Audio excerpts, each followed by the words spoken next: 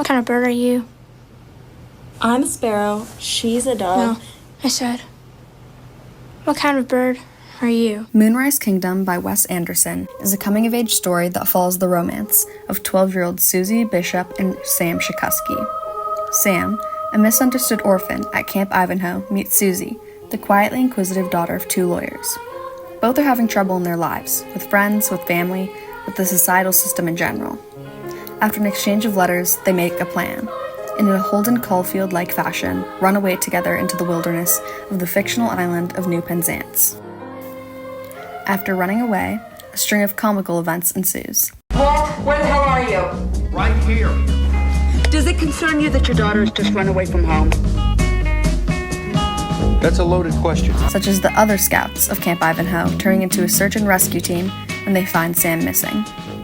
Susie and Sam, while trying to escape the crew of kids and adults right on their heels, fall upon 3.25 Tidal Inlet, a place that has been erased from the map in which they rename Moonrise Kingdom.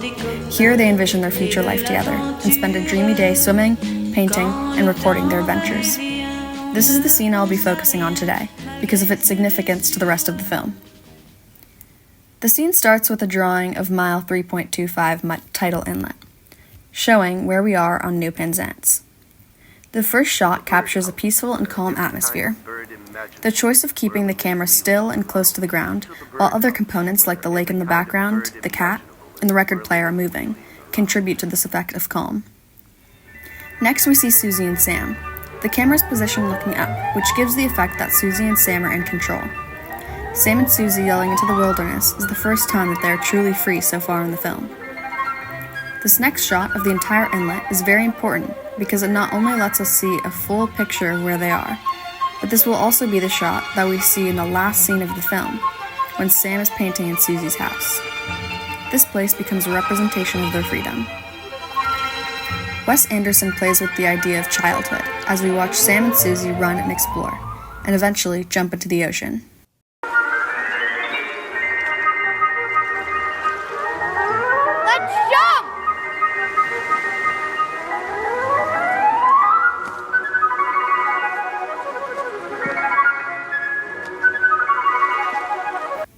A zoom into their faces lets us see more of their expression, and the wide shots show us them jumping in at the same time.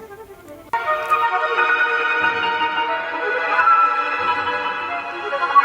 three! 1, 2,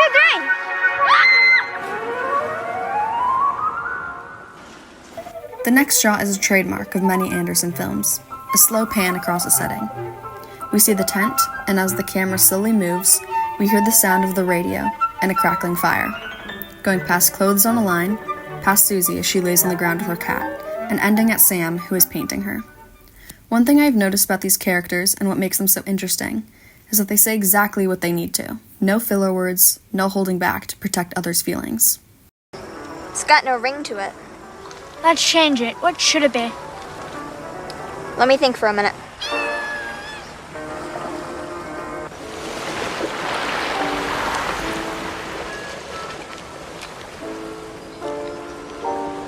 I made you some jewelry. Here, Sam holds up earrings that he has made out of fish hooks and beetles. His question is answered with a quick cut to Susie crying in pain. Susie has a line of blood running down her neck when she turns to Sam, a serious expression on her face when she asks him to pierce the other one. To me, this is an act of rebellion. Even if they are found, this is something that people can't ignore, in a way saying, "You can't stop me." The next few shots are through the binoculars, looking up at them, and then down, all perfectly switching with the beat of the music. Why do you always use binoculars? Throughout the film, Susie has been using her binoculars all the time. It's one of the items she chose to bring with her, and during this conversation we find out why, a true sign of trust between her and Sam. The use of over-the-shoulder close-ups during their conversation lets us see their expressions as they talk about the future and Sam's parents. What do you want to be when you grow up? I don't know. I want to go on adventures, I think. Not get stuck in one place. How about you? Go on adventures too, not get stuck too. Anyway, we can't predict the exact future. That's true. Arguably the most important part of the scene, when Susie turns on her record player and they dance on the sand. We see just the ocean and hear the sound of the song for several seconds before we see Sam and Susie walk in, almost like a music video. Everything in the scene feels very childlike and awkward. The dancing and their kiss is a reminder that these kids are just 12 years old, figuring out everything for the first time. After their kiss, Sam spits on the ground, an unexpected reaction, saying he got sand in his mouth. Though, depending on how you look at it, it could be also expected, as they're both so young. Overall, the scene represents innocence, as well as their newfound freedom from the adults in their lives. The visual and film techniques used convey this through slow, steady shots, allowing the audience to feel the same peace and freedom as the characters. The scene shows them trying to reclaim their lives and their independence. By returning to this spot again at the end of the film, Anderson implies that those memories of freedom will continue to impact them. Et qu'éternellement il y aura